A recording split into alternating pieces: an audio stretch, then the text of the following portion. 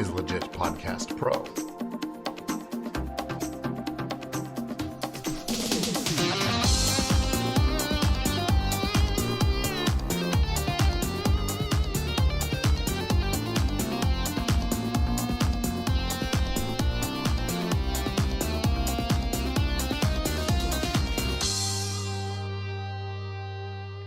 Welcome to Legit Podcast Pro. I'm Gordon Firemark, the podcast lawyer.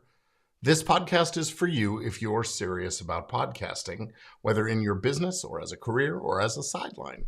This is your number one resource where you'll find tips and strategies and advice from me and my guests on how to protect, grow, and profit from your podcast. So let's get started with today's topic: why and how creators should fact check before publishing.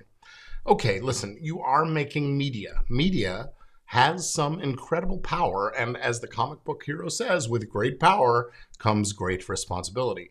And one of these responsibilities is to get things right. So before you go live, before you record, and definitely before you publish, you've got to check your content and make sure. You've got to fact check. Now, why is it important to fact check your content? Well, fact checking is an important part of the content development and creation process for podcasters and YouTube creators for several reasons. One, accuracy. Fact checking helps ensure that the information you are presenting is accurate and reliable. This is important because your audience may be relying on the information that you present as a source of knowledge and understanding. Two is credibility. By fact-checking your information, you can build credibility with your audience. If you are known for presenting accurate, reliable information, your audience will be more likely to trust and value your content as you go forward. Avoiding misinformation. Well, fact-checking can help you avoid from spreading misinformation, which can have serious consequences. Misinformation can lead to misunderstandings and could even be harmful if it's used by people to make some kind of important decisions. Fourth, professionalism. Fact-checking is a professional practice and it is expected in many, many fields. By fact-checking your content, you demonstrate to your audience that you are taking your work seriously and are committed to presenting accurate and reliable information. And next, legal liability. Fact-checking can help you avoid legal liability by ensuring that the information you present is accurate and reliable.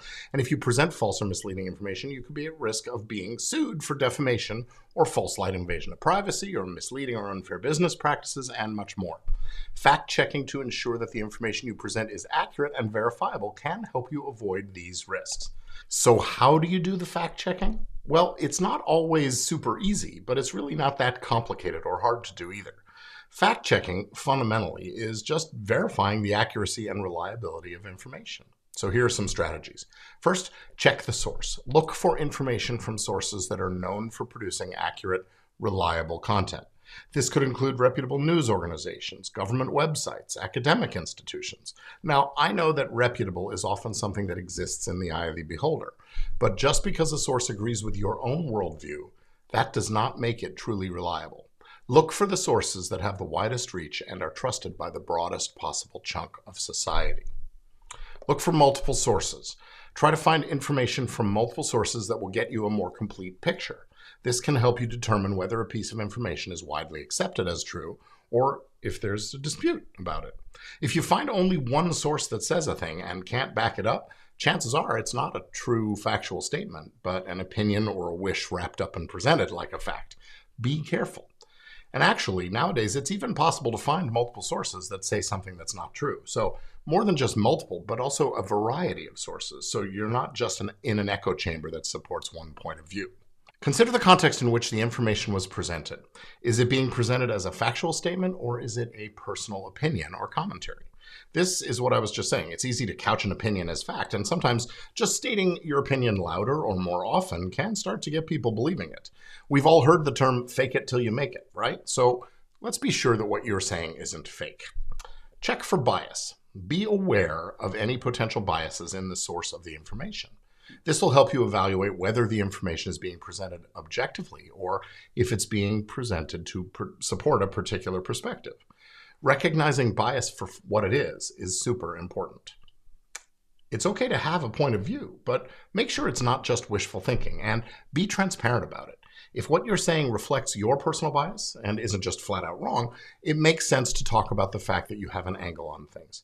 I'll just say that this is one area that I think even the most credible, respected, reputable mainstream news outlets often fail, and it undermines trust in those outlets.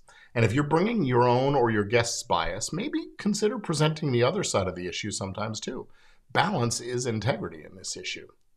Use tools for fact-checking. Use other resources that verify the accuracy of the information you're presenting. There are a number of these tools available that can help you fact-check, such as Snopes and FactCheck.org, to name a couple. These tools can help you verify the accuracy. These tools can help you verify the accuracy of the information that you're sharing. Again, these kinds of sites might reflect some bias too, so that brings us back to what we've already discussed. Check the source, find corroborating sources, examine the context, and be aware of and transparent about any biases that might be in play.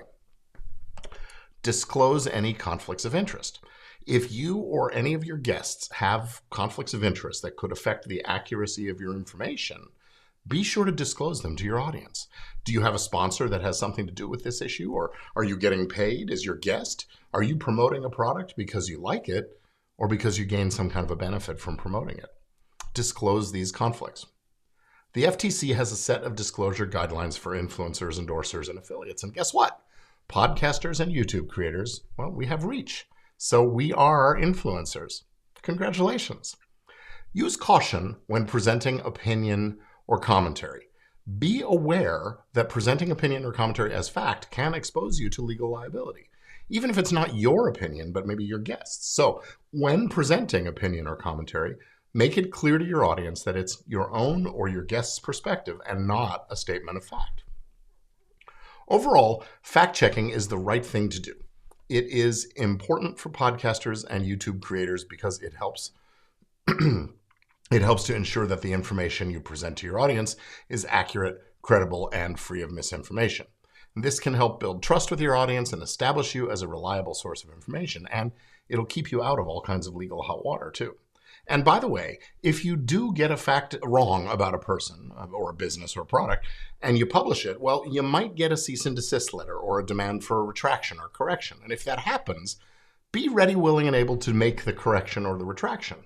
There are laws that will, in many states, that will drastically reduce your liability if you respond to a demand for retraction or correction in a timely fashion. So that is the short course in best practices for fact-checking before you hit publish. I hope you found this helpful. I'm Gordon Firemark, the podcast lawyer, and I will catch you next time. But before I go, just a quick reminder, I've got my coming workshop. It's called Business and Legal Fundamentals for Podcast Growth and Profit. And you can register right now by going to event.podcastlaw.net, and you'll be registered for our next workshop coming up very, very soon.